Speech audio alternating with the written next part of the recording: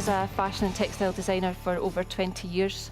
I've been based in Scotland, but I've worked internationally and worked on the collections of brands such as Chanel, Escada, Calvin Klein, so very high-end luxury brands. And I've also taught. I've worked in education. I've been a lecturer for a number of years at Caledonian and Heriot-Watt University.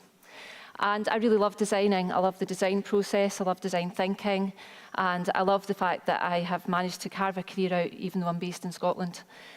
I've worked as head of design for a South Korean company for the last 3 years and designed for their sub-brands and also designed for their own in-house brand, which is a knitwear company.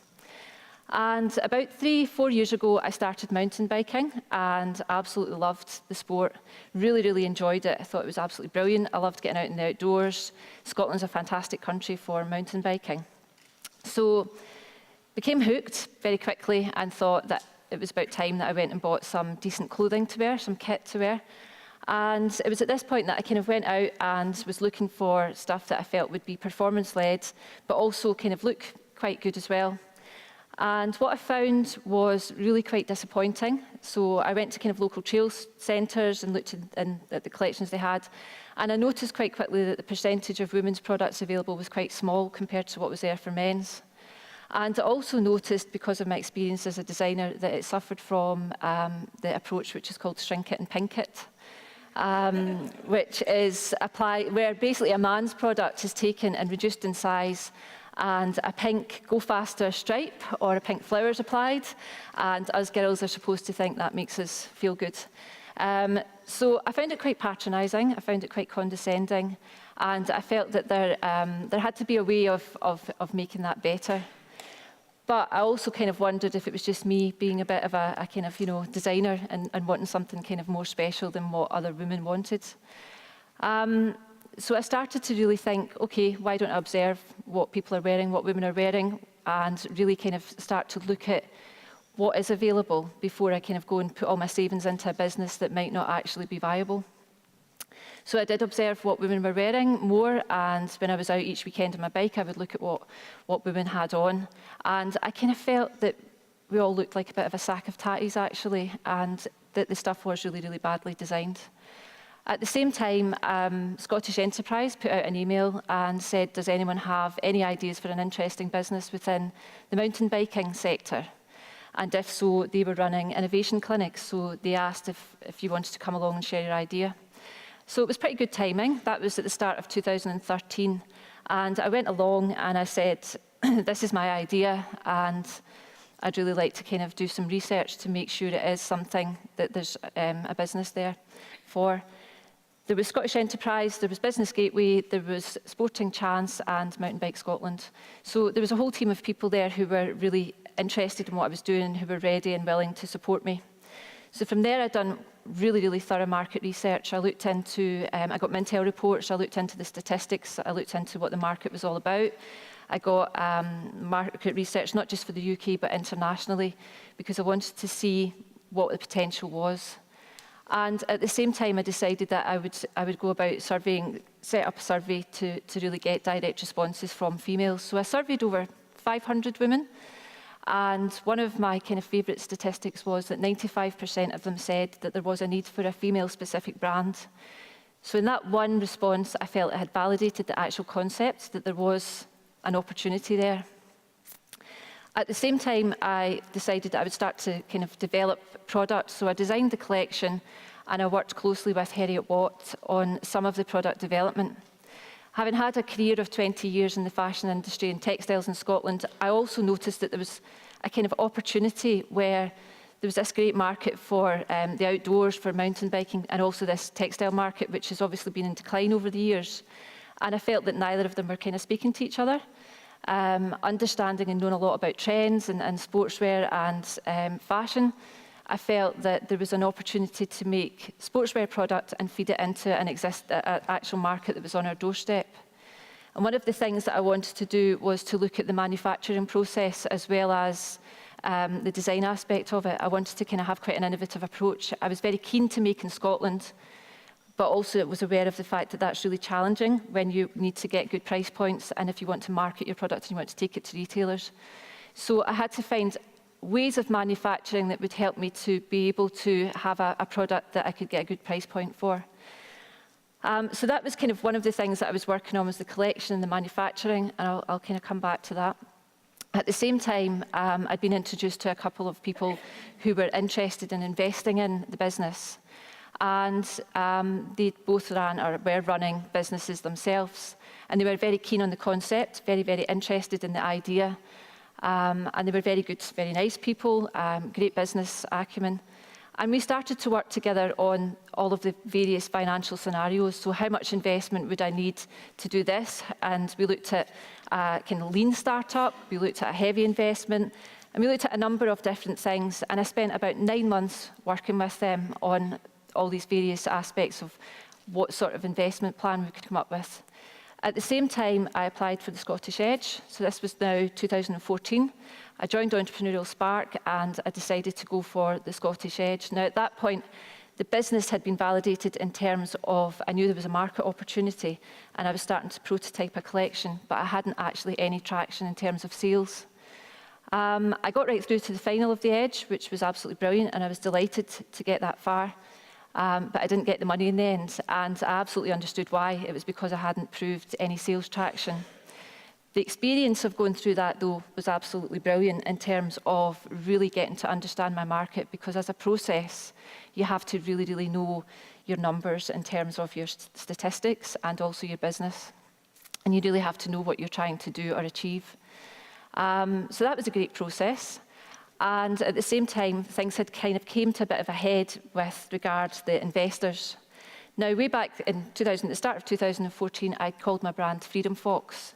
And that was what I was kind of putting out there as the name of the brand, and had started to kind of market it as that, and decided in the summer that I wanted to trademark and register the brand name, because I felt, and I think that's quite important part of your process when you start a business.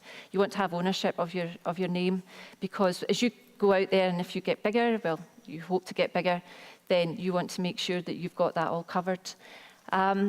So I started that process, and I was looking into all the trademark side of things. I hadn't got the edge, but I was still in talks with my investors. And it came to the point where they put an investment in front of me. Now, I didn't have any cash. I had a little pot of money, but not a lot to do what I wanted to do. But I had a great big vision of what I wanted this brand to be all about. And the deal that was put on the table was really not a great deal. And it was really quite, on one hand, it was quite challenging, and on the other hand, it was very instinctive. They wanted to take quite a lot of my business for a really small amount of money. And instinctively, I knew that I couldn't work with them. And at that point, I felt I had to walk away, having spent and invested 9 months of my time with them and gone through a number of financial scenarios. And I also knew that I didn't have any money. Now, in about a week's time, I was actually taking my collection out to Eurobike, which is one of the biggest trade fairs for the cycling and bike industry.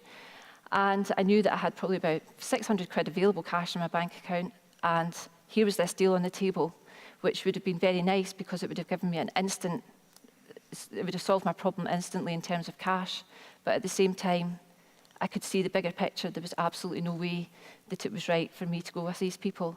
So I had to very politely decline it. And off I went with my collection thinking, right, okay, I don't know what I'm going to do. I don't know where I'm going to go from here, but we'll just have to find a way. And at that point, went out, exhibited the collection, and that's when I started to get validation on the actual products, because I'd done the first part, I'd validated the concept, and I really needed to validate the actual products, because it was fine that I had a market there that were interested in female-specific clothing, but the fact that it might not be what I designed was quite key. Really positive response, lots of really good industry reviews of the collection, and when I came back home, I knew that I had to then move forward and I had to find some cash from somewhere to enable me to then actually get units and to start to sell. So that was about August last year. And what I decided to do was I decided to approach the bank. Now, through Entrepreneurial Spark, you've got fantastic opportunities to meet with great mentors. You've got an enormous amount of support and help. So I worked very closely with a financial mentor, and we put together a really, really good set of financial package of finance, the accounts and everything like that. and a really good business plan, and I went to the bank. Now, it's quite difficult to get banks to give you a bank loan in the early days, but I managed to get a business loan, and I felt absolutely delighted because I felt I could then make my brand what I wanted it to be in the very early stages of my business without actually having to give any of it away, and I could really start to form what this brand was all about. The other thing that happened at that point was I didn't get the trademark or the registration for Freedom Fox. So I had to go back to the start of the whole naming thing and come up with a new name and start to market and rebrand the products and the business. And that was quite a big step back because you kind of start to really get into a place where you believe what your brand's all about, you know what it's all about, and you start to really visualise what that is. So that felt like a big kind of step back. But I think, as the previous speaker said, you're constantly kind of having to juggle things, and you get things right and you get things wrong.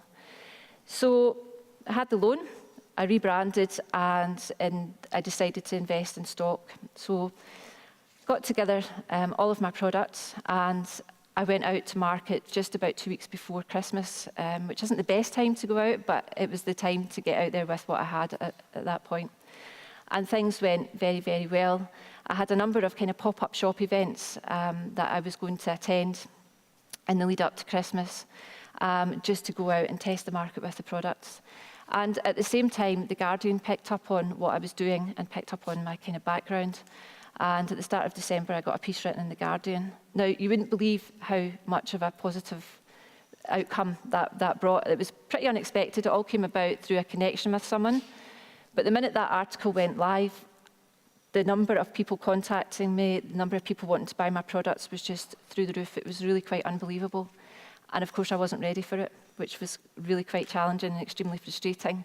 But again, it's all part of being at this stage where you're starting up a business and you've kind of got to keep doing this whole thing of going forward and going back the way. But that set a sort of tone of where the business was at and where people really kind of people were really interested in what I was doing, and really kind of started to pick up on my products and the design element of it. Things went well pre-Christmas, sales were really, really good, and I very quickly realised what products were also very successful.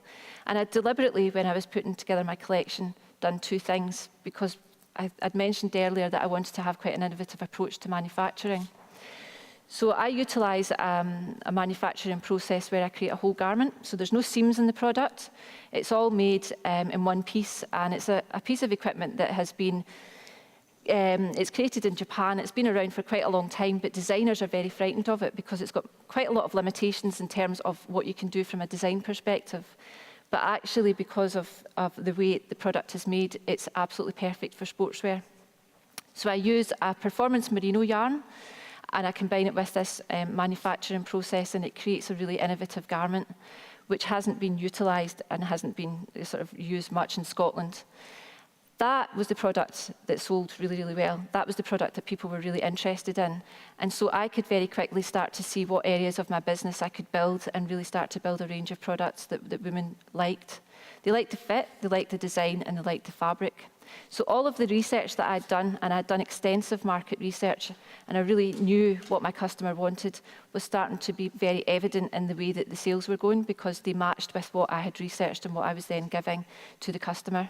So that market research for any product, no matter what it is, for me it's design, it's fashion, it's clothing, but no matter what product you make or whatever market you go into, doing that sort of groundwork and getting those foundations right is absolutely essential to know that when you do invest your money and you go to market, that you've got what your customer wants. So that is crucial, and I would strongly advise you to kind of get that right. In February this year, I went to the London Bike Show, which was quite a big event. And the brand was highlighted there as being the most innovative and exciting brand of the show, and one to watch in 2015. So there's been a lot of really positive responses. Sales have been going well. I've had a lot of interest, and I've been approached by a number of different countries who want to distribute and sell the brand. So already it's gone from being quite small and niche to something that's got huge potential. And that was always my vision, and that is my vision, is to see it as not just a brand that's the UK or Europe, it's a global brand, because the sport itself is global. I also feel that the brands and the products the USP is that it is for women, and I see it going into other elements. It's not just about mountain biking and cycling, it's also can go into skiing and outdoor sports like running and hill walking and things. And I've had customers email me and say that where they've wore it, what they've gone skiing and they've wore the products there and they love it. And I get lots of really positive customer feedback, all of which is brilliant. Because it's quite a nerve-wracking thing when someone gives you money for something and you want it to be right, when someone pays for it. So since launching officially in December, things have started to happen extremely quickly. And that is brilliant because that's what you want to happen, but it's also quite challenging in terms of, for me, stock levels. When do I order my stock? When do I not? What do I order? How much do I order? How do I get all my supply chains aligned? And all of those challenges are really challenges, massive challenges. And it's just kind of working through all of that and seeing how you can kind of get through it all to kind of grow the business and make the right decisions. And you don't always make the right decisions. You definitely make mistakes. You do the wrong thing, but actually that's how you learn. And it's the same as the previous speaker. You just learn from those things. I am really at the very early stages with my business, and it's such an early stage that there's so much potential, but the signs are positive. And I think for anyone out there, I think the things that are important are to have that vision. I think you have to be fairly flexible as you go through the process of starting a business, but you also have to be quite firm at the same time. You must know what your vision is, where you want to be, but you have to kind of be flexible in your approach to how you might get there. It might not always be a straight line, and it might not always be, easy. But market research, understanding your market and understanding your statistics is absolutely vital to get the end result right. That's kind of my journey. I think if anybody's got any questions, just kind of ask at this stage.